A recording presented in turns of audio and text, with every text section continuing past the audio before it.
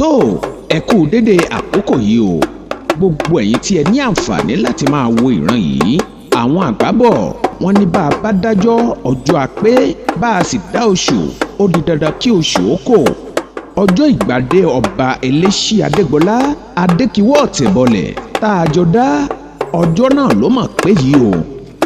Ní ojúmọ́ ọjọ́ kẹfà oṣù karùn-ún ọdún 2017 táwọn eléèbó ń pè ní 2017 ọjọ́ mánigbàgbé nílùú Ìpòbẹ́, ọjọ́ tí gbogbo ọmọ ìlú tonílé àti àlejò ti ń retí tí ẹni kálukú sì ń bẹ lọ́rùn kí ọjọ́ náà kí ó bá a láyọ̀ àti àlàáfíà. Ọjọ́ náà mọ̀rẹ́ o. Ní iwájú ààfin ọba ìlú Ìpòbẹ́ ní ọ̀pọ̀ àlejò tí a fìwé pè àti àwọn ọmọ ìlú ti bẹ̀rẹ̀ sí péjú pésẹ̀ sí láti òwúrọ̀ kùtùkùtù ọjọ́ yìí. Bí àwọn kan ṣe ń dé sí ìta Ìpòbẹ́ ní iwájú ààfin ọba, bẹ́ẹ̀ náà ni àwọn mìíràn wọ́n sì ń darí tààràtà lọ sí pápá ìṣeré ìgbábọ́ọ̀lù Jean-Pierre Gascon níbi tí ayẹyẹ ìgbádé yóò ti wáyé. Nínú ààfin ọba ìlú Ìpòbẹ́ láti rí àwọn olóyè lọ́kùnrin àti lóbìnrin tí wọ́n jẹ́ ti òpó, ìyẹn ní ojúbọ Ọ̀rọ̀yàn Ìpòbẹ́, tí wọ́n ti wà ní ẹnu ọ̀nà kábíyèsí láti máa fi orin arò kí kábíyèsí pé kí ó kú ojúmọ́ rẹ̀.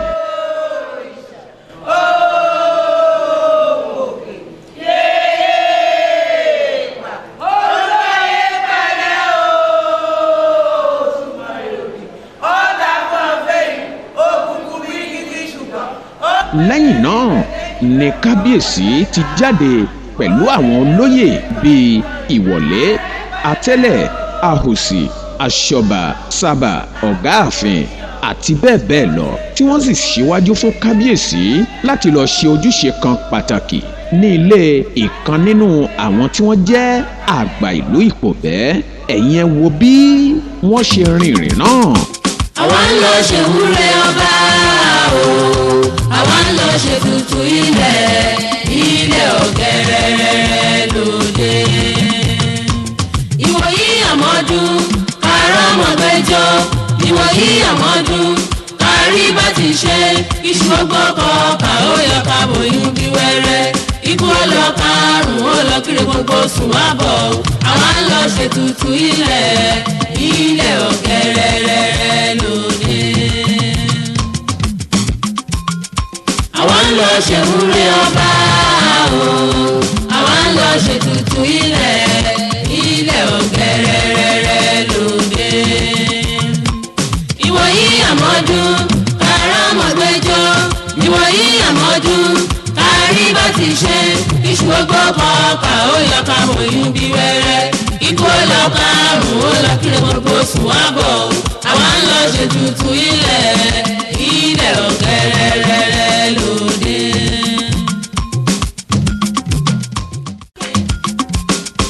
Àwa ń lọ ṣèwúre ọba o, àwa ń lọ ṣètùtù ilẹ̀ ọ̀gẹ̀rẹ̀ lóde.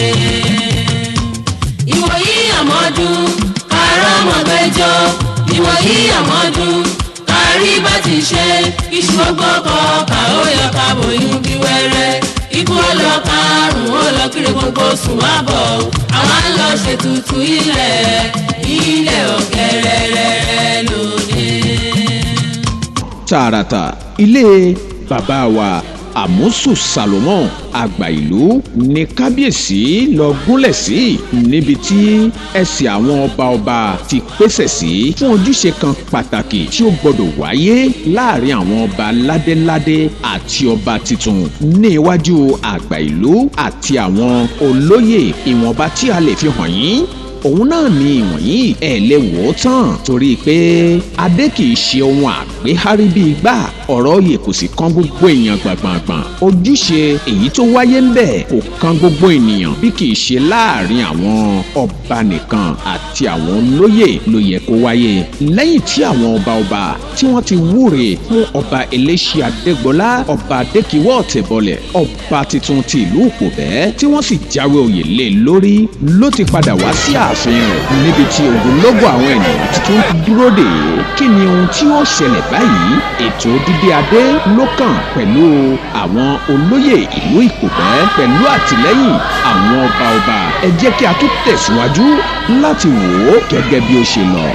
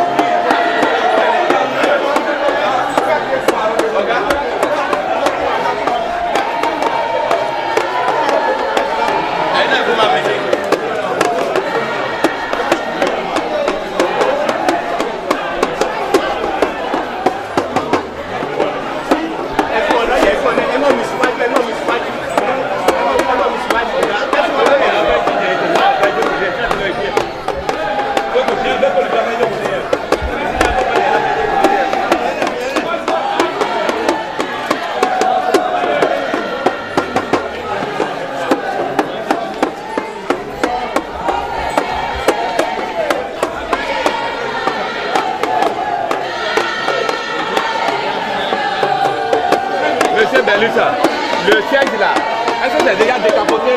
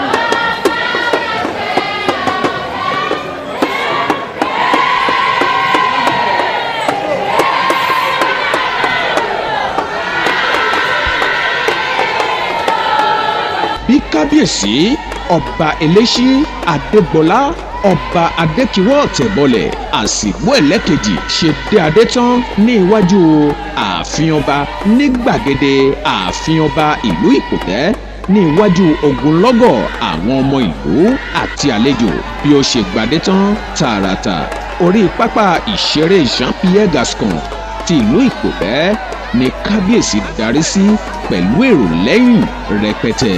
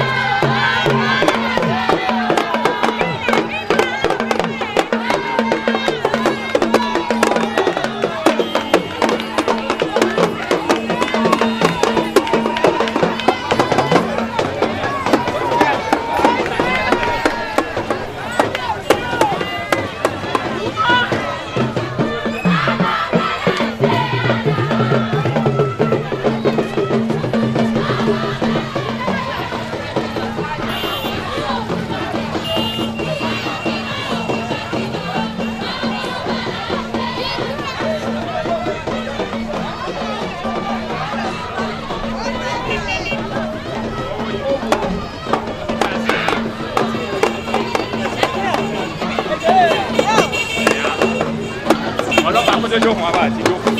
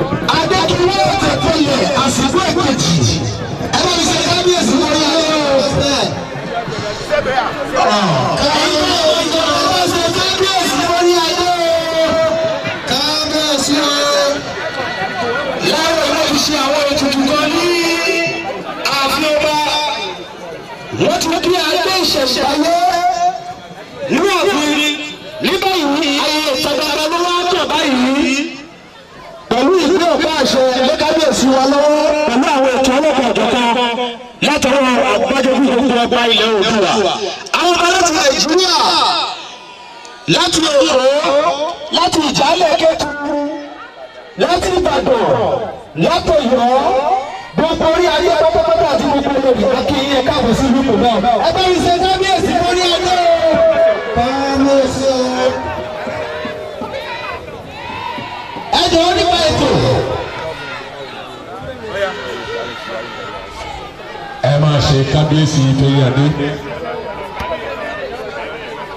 kábíyèsí o. kábíyèsí o. kábíyèsí o. kábíyèsí o.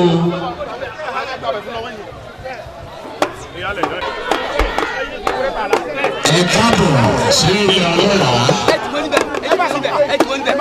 ilé àlàáfíà. ilé ìdìbò. kábíyèsí bá ti lọ jókòó lórí àpẹẹrẹ akọfẹ rí omi kan lé ojú ọgbọ́n náà. ẹ ti gbọ́ ẹ̀yin yẹn jẹ́ elétò ìgbàlejò. ẹ dúró dédé kábọ̀ rí. àti gbogbo àwọn alátìlẹ́yìn wọn ẹ bá wọlé. ẹ wọlé.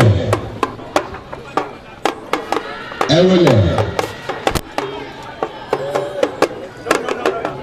ẹ wọlé.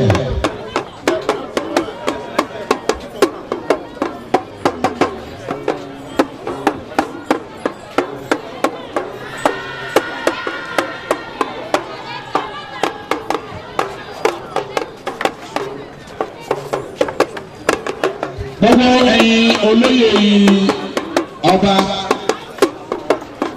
ọ̀yẹ́ yìí ti wọlé ẹgbẹ́ níbí bí kábíyèsí bá ti jókòó kẹ́ máa bọ̀.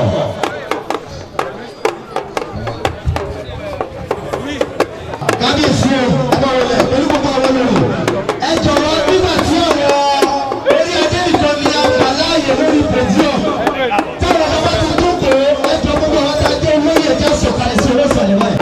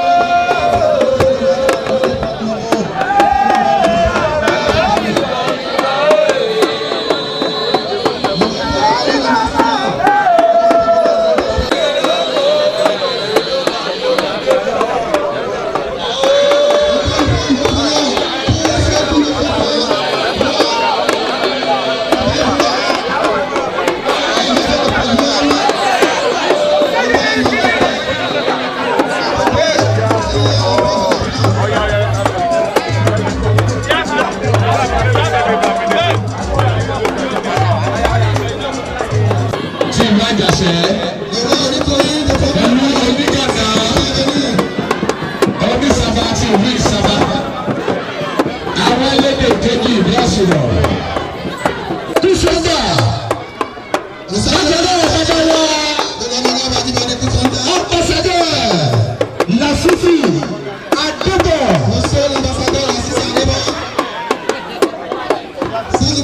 aṣèwọ́lù ewu ọba àwọn tí wọ́n gbà ìjọba ìbílẹ̀ ìlú ìgbọ̀gbà olóyè pálọ̀kọ́ akóredé àti gbogbo àwọn ọmọlẹ́wọ̀ pátápátá wípé kí wọ́n kàbọ̀ sí àárín wa. Bí ọjọ́ ìdí bá ṣe é ṣe tí gbogbo ọba ńládùn ẹ kàbọ̀ sí àárín wa. Ọmọ ilé ìgbìmọ̀ ṣòfin wa ọ̀nà náà ní Ajíbádé Kúṣọ́gà àti òun.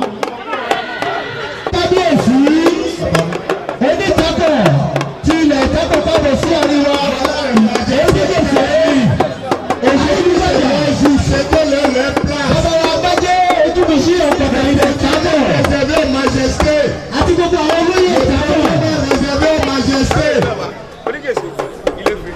Le protocole, je me suis assez répété. Je me suis assez répété. Àwọn tá a jẹ́ ọmọ ìlú ọlọ́pàá. On fera intervenir la force de ce complot pas. On fera. Eh bien, nous saluons l'arrivée parmi nous de monsieur le vice-président de l'Assemblée nationale. On va pas dire mais pas du dossier de samedi. Eh bien, nous vous prions d'entrer l'arrivée parmi nous de Eric Mondete, vice-président de l'Assemblée nationale.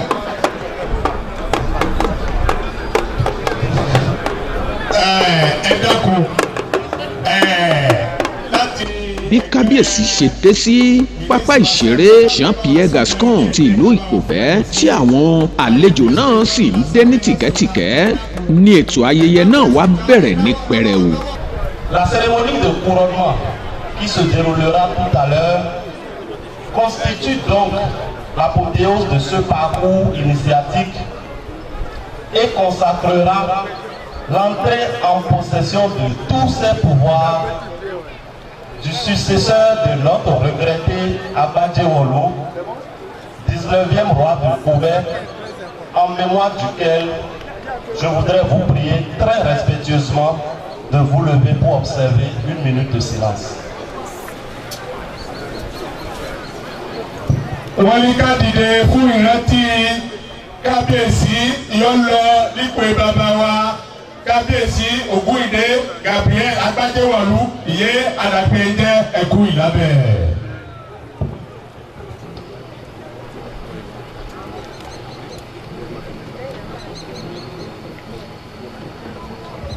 Merci beaucoup. Ẹ ṣeun, ẹ jókòó. àdúrà láti ẹnu àwọn pásítọ̀ imam àwọn oníṣẹ̀ṣe ìlú Ìpòbẹ́. ayérayé ìwọ tí o dán ọjọ́ òní tí o mú arí ọjọ́ òní fún ọba wa Adégbọlá ìwọ ló yàn án ìwọ ló fi ìjòyè yìí fi jíǹkì rẹ̀ Olúwa sọ̀kalẹ̀ wá sáàrin wa lákòókò yìí adé ọba náà jẹ́ kó pẹ́ lórí rẹ̀ gbogbo ìlú Ìpòbẹ́ jẹ́ kí a ní ìtura jẹ́ kí a ní ìdàgbàsókè ní orúkọ Jésù Olúwa wá jọba nílùú Ìpòbẹ́ ẹ̀mí ọgbọ́n ẹ̀mí òye ẹ̀mí ìmọ̀ wá fi wọ ọba wa àsìkò rẹ̀ kó tù wá lára kó tù ìdílé lára kó tù gbogbo àwọn ọba wa lára bó aláṣẹ ọ̀run lórúkọ Jésù Olùgbàlà wa. أيها الإخوة في الله السلام عليكم ورحمة الله تعالى وبركاته. adúpẹ́ fún Ọlọ́run gbogbo ọmọ Ìpòbẹ́ ẹ sọ pé alhamdulilayi alhamdulilayi alhamdulilayi rabbil alamin. wọ́n ní ọjọ́ tí a dá ọjọ́ tí gbé ìdùnnú wọlé tọ̀ wá kò sí fọyà ọjọ́ oríire ní kọjọ́ òní ọjẹ́ àmínà. adúpẹ́ lọ́dọ̀ Ọlọ́run ọba tí ọṣọ́ wa láti ìgbà tí a ti mú ọjọ́ mélòó ẹni tí a mú ọjọ́ sójú ọ̀nà nítorí rẹ̀ àwọn ẹni tí wọ́n mú ọjọ́ nǹkan bẹ̀rẹ̀ sí ní ṣe wọ́n ẹni tí a mú ọjọ́ nítorí rẹ̀ nǹkan máa sòun náà àtẹnudá amọ́jọ́ nítorí rẹ̀ àtàwọn tí a mú ọjọ́ àtàwọn àgbààgbà ọ̀tọ̀kùrú láàrin ìlú gbogbo wa lọ́jọ́ tìní apẹ́jọ́ apẹ́sẹ̀ ẹnìkan ò bí inú wa ẹja sọ pé alhamdulilayi alhamdulilayi alhamdulilayi rabbil alamin àwa kí gbogbo ẹ̀yin àgbààgbà lórí ìdògbò a kí gbogbo ẹ̀yin lọ́balọ́ba tá a pè tẹ́ ẹ jẹ́ pé wọn ọlọ́run ọba dúró tì yín adé ó pẹ́ lórí bàtà ó pẹ́ lẹ́sẹ̀ ìrùkẹ̀rẹ̀ yóò pọ̀ láàfin tó bá dókínì ń ti ń jẹ́ sí pé òṣì ti ń wọ̀ ọ́ nìyẹn àárọ̀ rà mí ni ìrùkẹ̀rẹ̀ yóò pọ̀ láàfin èyí kábíyèsí ọ̀pá yóò sì pọ̀ láàfin lágbára ọlọ́run mo wá kí bàbá wa ambassadeur bàbá wa député mẹ́wàá mínísítì wa àti gbogbo ẹ̀yin ọ̀tọ̀kùlú tẹ́ ẹ dúró nídìí ètò yìí kó fi lè ṣeé ṣe àti kọ́ba níyì àti ìgbìmọ̀ tó kówó jọ fún ààfin àti ìgbìmọ̀ tó bójútó kíkọ́ ààfin mo kí ẹnì kọ̀ọ̀kan wa wípé ká kú iṣẹ́ ká kú ọ̀rọ̀ ìlú ọlọ́run jẹ́ ká pẹ́ mbẹ́ mo wá kí ọba wa tèmí eléṣí adégbọlá kàmíyì ọba adékùnrin ọ̀tẹ̀bọlẹ̀ àsìkò ẹ̀lẹ́kejì ọlọ́mọba lọ́rọ̀ ẹ̀mí yín ọlọ́run ọdọ̀ ọlọ́run mo wá dúpẹ́ ọdọ̀ ọlọ́run wípé arántí ọba ẹ̀kú lábẹ́ wípé ọba kan ni tó ti la ọ̀nà kalẹ̀ lẹ́yìn tó ṣe pé ọ̀nà tó kílà kalẹ̀ náà ọ̀nà náà ní ń gbòòrò sí i ọba adéwọ̀lú adé náà sì wọ̀ lóòótọ́ adé kí ọ̀tẹ̀ bọ̀lẹ̀ lélẹ́yìí ọlọ́run gbogbo tí ń jẹ́ ọ̀tẹ̀ ọlọ́mọba tẹ̀ í bọ̀lẹ̀ ẹ̀mí ọba ọlọ́run yóò gùn gbogbo ẹ̀yin oníṣẹ̀ṣe ọlọ́mọba lọ́rọ̀ ẹ̀mí ọlọ́run kò fi lọ́kàn balẹ̀ gbogbo ọmọlẹ́yìn kristi ti ń bẹ láàrin ìlú ọlọ́jọ́ dáa fún yín àwọn ẹlẹ́sìn islam dáa ń bẹ láàrin ìlú náà ọlọ́jọ́ dáa fún wa orílẹ̀-èdè ìbílẹ̀ ọlọ́mọdé ọ̀dàrún ìpínlẹ̀ Plateau ọlọ́mọdé ọ̀dàrún ìpínlẹ̀ Plateau ọlọ́mọdé ọ̀dàrún kọ̀mínìkù ọlọ́mọdé ọ̀dàrún àwọn náà ọlọ́mọdé ọ̀bàdé fún wa bisimilá ìlú obìnrin lápapọ̀ ọlọ́jọ́ dáa fún wa pèsè wa àsìkò wọn ọlọ́jọ́ tù wá lára ọlọ́lọ́dọ̀ ọlọ́run ọba wa kùn wọ́n lẹ́mí fún aláàfin àlàgbàdúrà wa bisimilá rahmanirrahim ربنا تقبل منا انك انت السميع العليم وتوب علينا يا مولانا انك انت الغفور الرحيم سبحان ربك رب العزه عما يصفون وسلام على المرسلين والحمد لله. kò kí gbogbo ìlú Ìkò fẹ́ pátápátá ní gbogbo ìbẹ̀rẹ̀ ìlú Ìkò fẹ́ pátápátá kò kí gbogbo ìgbìmọ̀ yóò ní Ìkò fẹ́ kéde kò kí gbogbo yìí pátápátá. wọ́n ní àdá fún gbogbo ìlú Ìkò fẹ́ pátápátá ló bá dá ní Ìkò fẹ́ bá lọ àjàṣẹ́kálà àdára ló bá kó níbẹ̀ Ọ̀yọ́ ní Ọ̀yọ́ yóò ti wá bí àtọ̀ dá fún ọ níbẹ̀ náà yẹ. ní gbogbo ìwé àti ní lérò ọlọ́run ọmú jẹ tòṣẹ́tò wò àdá fọ́kùnrin Ìkò fẹ́ á sì dá fún obìnrin Ìkò fẹ́ àtòlílé àgbàlejò àdá fún gbogbo ìwọ̀n pátápátá ó ní ẹ̀ ń lọ lóko rí ká mú wọlé oní ẹ̀ ń lọ lójà náà àbáyé pàdé oníwò làbẹ́ ilé tó ń ṣiṣẹ́ ọwọ́ àmọ́ rówó lọ́wọ́ bílẹ̀ mọ́ àtàwọn ẹ̀ ń tọ̀nà náà ìwọ̀n máa rìn ká máa lọ ká máa rí owó ká máa fi jẹun sẹ́nu ìbò bá dá níbẹ̀ tá ò láwa padà ká dá fún gbogbo wọn ìlọ́ba wọn pátápátá gbogbo wọn ni mo kí tó kéde lẹ̀ pé mo kí wọn tó yẹ o yé mo yíra níbẹ̀ ni wọ́n kí àwọn ìbò bá ní ìwọ̀n fọ̀ ní wọn kú iṣẹ́ takuntakun yé wọn ṣe ilé wọn máa dá tòṣọ́tò òun wọn máa dá tòṣọ́tò ọmọ yé wọn bí kọ̀kọ̀ ní í ṣe ayayé wọn ní ìwọn àdàgbà náà fúnra ìwọn bàbá yìí tó níbẹ̀ ò ní í ṣe mọ́ kí gbogbo ọba wọn yóò lẹ́bẹ̀ẹ́ báyìí ní Ìkò fẹ́ pátápátá fọ̀ ní ilé ìwọn àdára òun ìwọn àdára adé àpẹẹrẹ ní ìwọn bàtà yẹ ọpẹ́ lẹ́sẹ̀ náà ìwọn máa lò lálòpẹ́ ilé yẹ wọn fún ilẹ̀ káwá ilé náà àdára pé wọn fún iláyọ̀ ká lọ ní ọ̀nà àdàbà láyọ̀ ìhun ló burú kẹ́kọ̀ọ́ ní yàrá ibẹ̀ ìhun kẹ́ wọn àmọ́ àwọn ọmọ mi ìbílẹ̀ mọ́ tòṣàtòrò ni wọn mọ́ mi. mo fẹ́ kí ìjọba ìwà yóò ní Ìkò bẹ́ẹ̀ yẹn bọ̀ ní iṣẹ́ takuntakun ní wọn ṣe yé àjẹtọ́ṣe láàjẹ fún wọn. ìjọba àpapọ̀ yìí wọn máa rówó lọ́kọ́ máa rí àlàáfíà jíjẹ mímu kọ̀ ní ìrọ́lẹ́dọ̀ yìí wọn. báwa yìí kò rí bẹ̀rù kì í ṣe fún ọwọ́ kí ọkọ̀ ọ̀tẹ̀ fẹ́rẹ̀ ìwà yìí ṣe pẹ̀lú àdá tòṣàtòrò. àṣẹ.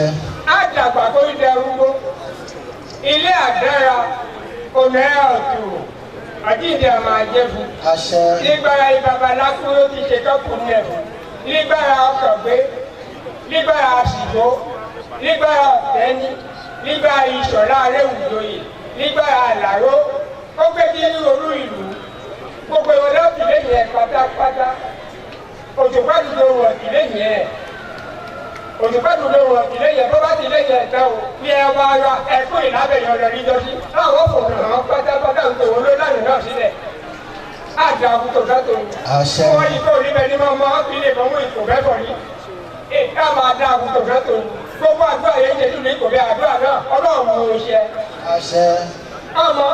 mọ́ rí bílẹ̀ mọ́ talẹ́ lọ́mọ rí bàbá yìí tó rí bẹ́ẹ̀ máa lọ fi àwọn ìpáàdì wọn ìyẹn jẹ́ àwọn náà ń ṣe àdúrà yọ̀dá àsìkò bẹ́ẹ̀ àdá fọwọ́n náà àdá ilé wọn dà ọ̀rẹ́ wọn tù káàmọ́ rí jẹ káàmọ́ rí mọ́ wọn. àwọn ìpáàdì tó wọn pátápátá gbogbo wọn àtọkùnrin àtọbìnrin àwọn ètò ìdásíbàdí wọn náà àdá fọwọ́n náà àdá tó ní gbogbo àwọn olóṣèlú ìwọ̀nyí pátápátá náà máa lọ náà máa bọ̀ láyọ̀. àdá fún gbogbo ìwà pátápátá àtòmíràn yóò gbogbo ìyá àtọ̀dá àdá bómìnà o àdá bómi ìlú ìkọ̀wé àdá abẹ́gbóni o àtẹlẹ kápẹ́ o gbogbo wa pátápátá àtọkùnrin òde àti ọmọ ilé àtọmọ òde àtàlejò gbogbo aláàdá fún pátápátá wọ́n yẹ ká àdá àdá yẹ́bọ̀ kankan ló fi kà ọ̀dọ̀ ṣe rí bèèrè àlọ́ ilé ni kábíyèsí olúwa o. wọ́n ní bájá làwọn ajá àdúgbò pàgbó mọ̀mọ́ làwọn akọ̀ gbẹgbẹgbẹ àtọ̀dá wọn làwọn kábíyèsí olódùmarè ọba tẹ́rẹ̀rẹ̀ kárí ayé ọba tó ti mi bẹ́ kí bẹ́bẹ́ ó tó bá bẹ kábíyèsí tó sì máa wà nígbà tí bẹ́bẹ́ ò ní sí mọ́ òun lè fi síwájú òde tòní ìbà ẹ̀yìn àgbààgbà tó ń bẹ níkàlẹ̀ kí n tó tẹ̀síwájú ìbà aládéládé ìbà lóyè mo ṣe àtàgbà àtọ̀dọ́ tó bẹ ní gbàgede ìlú Ìkòbẹ́ gbogbo yín bá tá a mọ kí ẹjọ́ ojú mi ṣe bá o. ọ̀rọ̀ àpilẹ̀kọ látẹnu ẹgbẹ́ Gbọ́baníyì àti àwọn ìkànnìkan ìlú Ìkòbẹ́ àti àwọn olóyè nínú ìjọba orílẹ̀-èdè wa Benin. bákan náà àwọn ẹbí Àsìgbó àwọn náà gba ọ̀rọ̀ sọ láti gba ọmọ ìlú ní ìyànjú àti ìmọ̀ràn àti ọpẹ́ lọ́wọ́ gbogbo ọmọ ìlú ní tilé toko. C'est avec un réel plaisir que je prends la parole au nom du comité d'organisation du couronnement de Sa Majesté Elechi Adegola Camille Ọba Adekiwo Ọ̀tẹ̀bọlẹ̀ Àsìkò 2 20e roi de Kobẹ́ pour présenter mes vifs et chaleureux remerciements à tous ceux qui ont fait le déplacement de la ville hospitalière de Kobẹ́ et cité Oroyan. Je m'en voudrais de ne pas remercier Sa Majesté impériale Dr Lamidi Olayiwola Adeyemi III Aláàfin d'Ọ̀yọ́ pour son investissement personnel pour la réussite du dit événement. La cérémonie de ce jour est spéciale. Elle permet tout simplement de révéler la ville de Kobẹ́ à travers sa culture et ses cultes.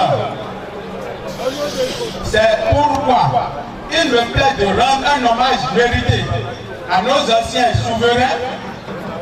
Je veux citer solennellement leur majesté Ọba Àsìkò, Ọba Àkàngbé, Ọba Ọ̀tẹ́ni, Ọba Ìṣọ̀lá, Ọba Àlàró, Ọba Àkànbí, Ọba Òṣùpá et particulièrement Ọba Ògúnrìndé Gabriel. Òun sì kí gbogbo ẹ̀yin ẹ̀wá bí lónìí yẹ́ wá ṣe àtìlẹ́yìn láti fún pé ìjókòó náà láwùjẹ òun kíkékòó òun á máa lọ ara kábíyèsí wa Dr. Lamidi Adéyẹmí kẹta Aláàfin ìlú Ọ̀yọ́ ń fún yé ní kálí ẹ bá mi ṣe kábíyèsí fún ikú bàbá yìí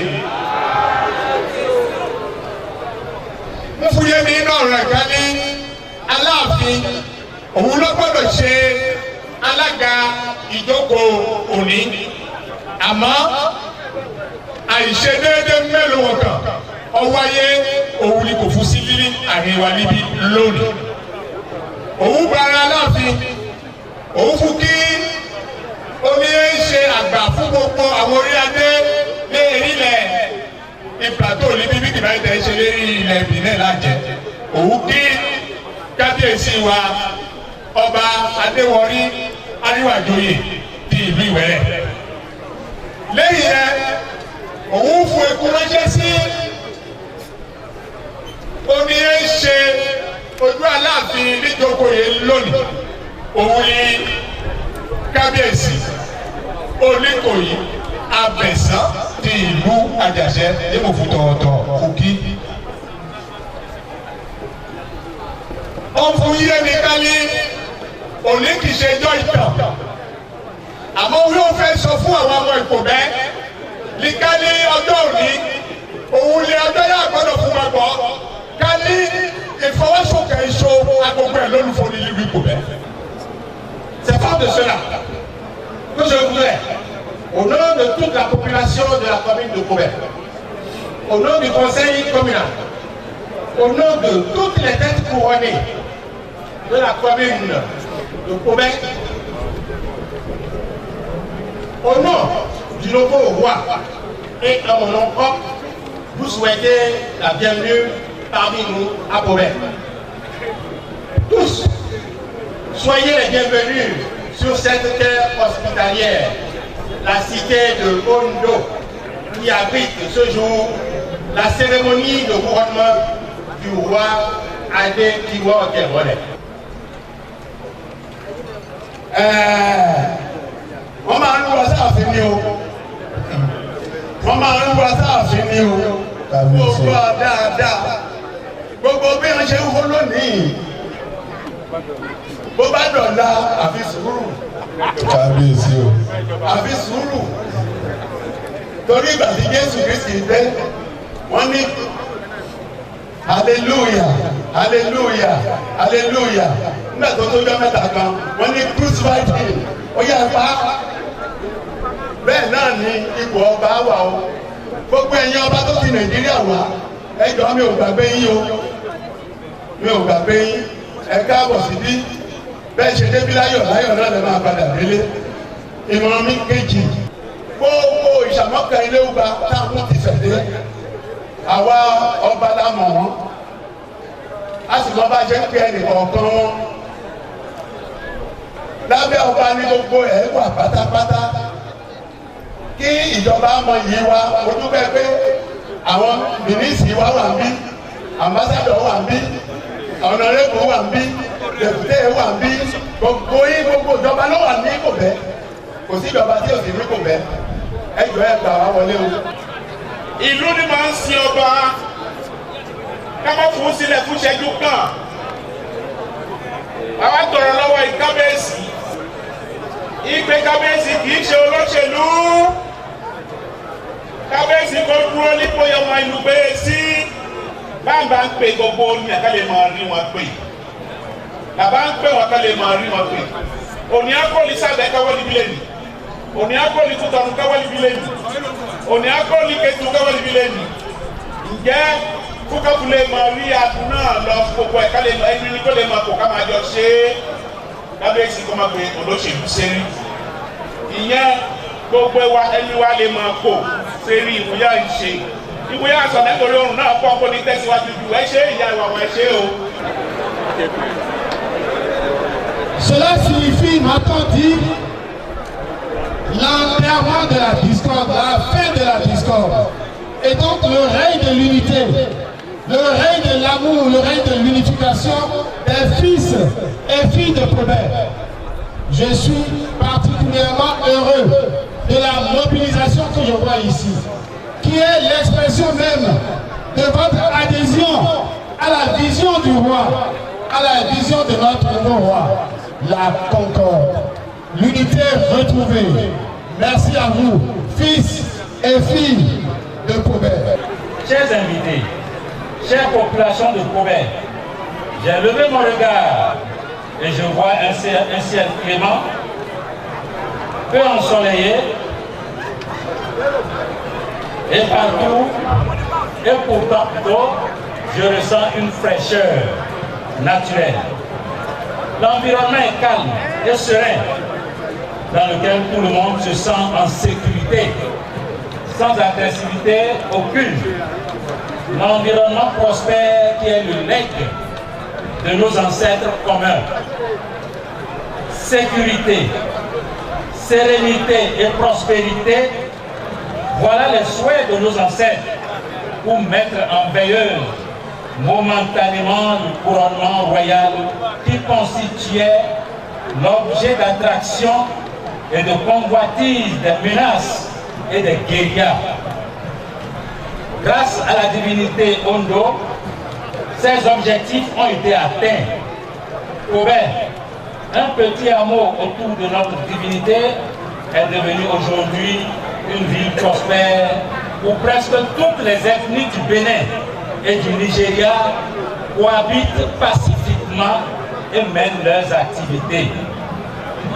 Aujourd'hui, la sécurité des biens et des personnes étant assurée par notre État garant des droits de l'homme, alors notre divinité Ondo a fait le choix d'un homme au sein de la jeunesse de Koubert et l'autorise à reprendre la couronne conformément aux pratiques de nos ancêtres. Quelle joie pour toute la population de Koubert! Alors, la collectivité Assigouélé, par ma voix, remercie et félicite tous les sages de la cour, toutes les femmes, les jeunes et les dignitaires qui ont toujours sacrifié leur temps pour perpétuer cette adoration de notre divinité Ondo. lẹ́yìn náà ni àwọn ọba wá fi ìdí ọba Eléṣí Adégbọlá Adékìwọ́ Ọ̀tẹ̀bọlẹ̀ jókòó sí orí ìtẹ́ bàbá rẹ̀. Ẹ wo bí wọ́n ṣe ń ṣe é. ọjọ́ Nàìjíríà lórúkọ aláàfin Ọ̀yọ́ ikú bàbá yẹ̀yẹ́ aláṣẹ ìkejì òrìṣà pápọ̀ kúrì àríwọ̀lá àkùkọ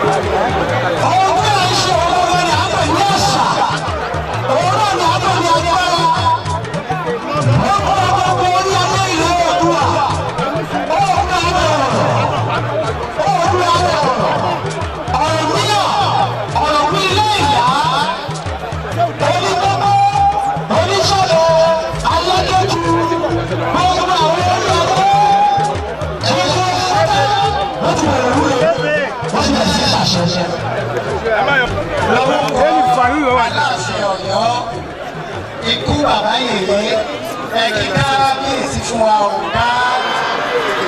kábíyèsí lẹ́ẹ̀kan o kábíyèsí lẹ́ẹ̀kan o àwa gbogbo ọba Benin là ń sọ fún kábíyèsí ọba Eléṣí Adégbọlá Kàbí Adé kí ọwọ́ Ọ̀tẹ̀bọlẹ̀ yóò dáa fún ẹ o gbogbo ọba Benin sọ pé yóò dáa fún ẹ o ìdájọ́ kan ní jẹ́ tiẹ̀ o àwọn bàbá wa Aláàfin Ọ̀yọ́ ikú bàbá yèyé wọ́n sọ pé yóò dáa fún ẹ o gbogbo ọba Kétu gbogbo Nàìjíríà wọ́n sọ pé yóò dáa fún ẹ o káàbọ̀ sínú wa o àwa ti wà ń bí àmọ́ wọn náà ti wà níbí káàbọ̀ sínú wa yóò yẹ o ò ní kọsẹ̀ o ẹnìkan ò ní kọsẹ̀ sí ẹ lára o ò ní ṣìwí o ò ní ṣìṣe o ò ní ṣìgbọ́ o ò ní ṣìtẹ̀ o ò ní ṣìlú o. dá fún ẹ o ò ní ṣèlú o ẹgbẹ́ nísì ẹgbẹ́ àga ẹ̀ wá síbí kágbé jókòó ní ẹ̀mẹ́sàn-án. ẹ̀yìn o ó di èjì o ó di ẹ̀ta o ó di ẹ̀rin o ó di àrún o ó di ẹ̀fà o ó di èje o ó di ẹ̀jọ o ó di ẹ̀sán.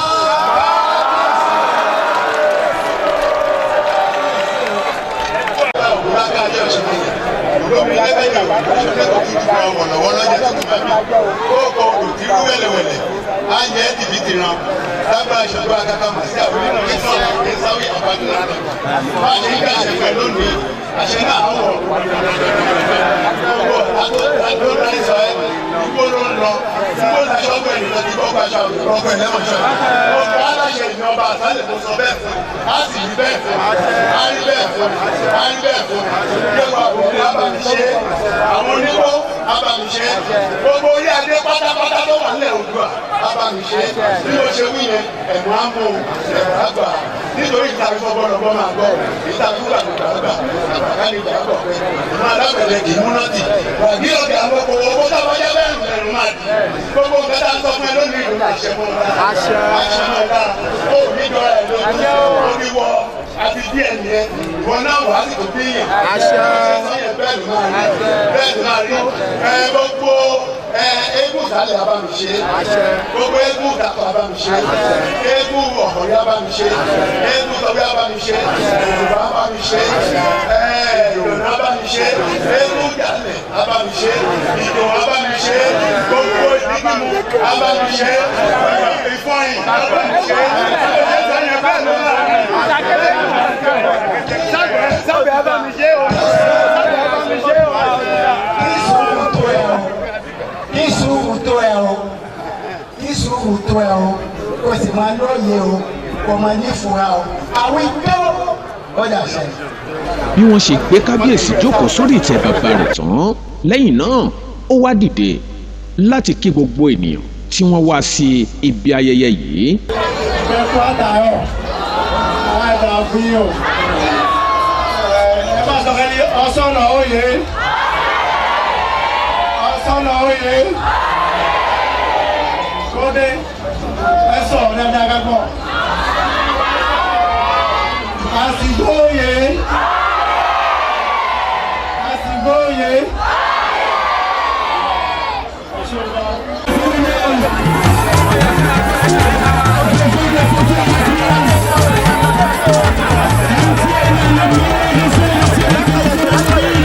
lẹ́yìn tó gbọ̀rọ̀ sọ tán ló ti káàkiri láti dúpẹ́ lọ́wọ́ onílé àti àlejò àti àwọn oníròyìn orílẹ̀-èdè wa Benin àti orílẹ̀-èdè Nàìjíríà tí wọ́n túyáyá túyàyà láti wá gbé ayẹyẹ náà ní àrùgẹ. Bẹ́ẹ̀ náà ni ẹgbẹ́ Gbọ́baníyì àti ìgbìmọ̀ fún ayẹyẹ ìgbádé wọn wá ń dúpẹ́ lọ́wọ́ gbogbo ọmọ ìlú Ìkòbẹ́ fún ìkópa wọn fún àṣeyọrí ètò yìí. Lẹ́yìn tí ayẹyẹ yìí parí, gbajúgbajà òǹkọrin ní Muri Thunder láti orílẹ̀-èdè Nàìjíríà òun náà lẹ́ni tí ó wá ṣeré fún gbogbo ọmọ ìlú àti kábíyèsí ọba Adékìwọ́ Ọ̀tẹ̀bọlẹ̀ tí ẹ mọ̀ ní àǹfààní àti wò nínú ìran wa mìíràn tí ó tún jáde lẹ́yìn eléyìí. Fún ìwọ tí o bá ń wá àwòrán yìí láti ìbẹ̀rẹ̀ ètùtù ọba tó sì tán ìyẹn ọba Ẹ̀kú Ìlábẹ̀ Ògúnrìndé Gabriel àwọn ìrìn àjò rẹ̀ lọ sí Ọ̀yọ́ láti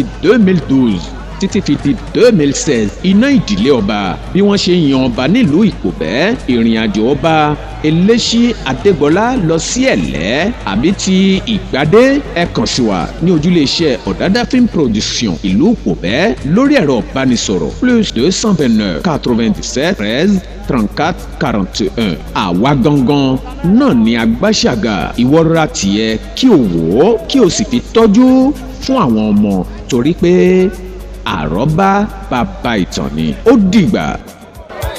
Mo kí gbogbo orí adé nílẹ̀ Oòduà.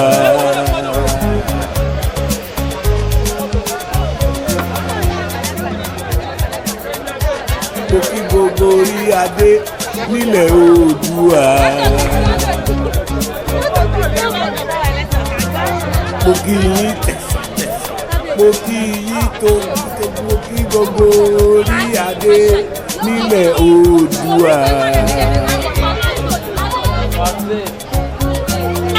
Gbogbo àwa ọmọ yín o, àwa fọwọ́ forí adé.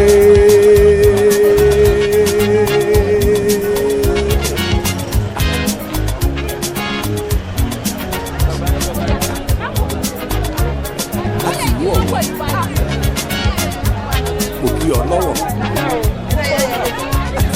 mo kí bẹ́ẹ̀ òṣè mọ̀wé ní òjò aláàfin lọ́yọ̀ àtàwọ̀jà ní ṣògo ọ̀gbọ̀gà ní kẹrẹ́ ṣọ̀wọ́ ògbómọ̀ṣọ́ ọwọ́ iléṣà alára alámọ̀kọ ọ̀rọ̀gbọ́n ilé ìlú tìmí ẹgbẹ́ ẹ̀wí adó-èkìtì oúnjẹ òkè olùbàdàn nìbàdàn àgádìpọ̀ ní rẹ́mọ olùlàró alákàtà nígbòho ọwọ́ ìdọ̀rẹ̀ àjàlọ́rọ̀ ìjẹ̀bú-fẹ̀ ọ̀dẹ́mọ̀ ìṣàrà orímọlúsì ìjẹ̀bú-gbó àwùjalẹ̀ ìjẹ̀bú-òde olómùgbò ọ̀gbọ̀mùgbò alákẹ́ abẹ́òkúta onígbàjà ní ìgbàjà ọlọ́pàá ọ̀fà olóró ọ̀fọ̀rọ̀ onípàrà nípàrà àyọ́gbò ìníkòròdú ẹlẹ́pẹ̀. ilẹ̀ ń fọba péye o ọba o ọba aláṣẹ o ọba ilẹ̀ ń fọba péye o ọba.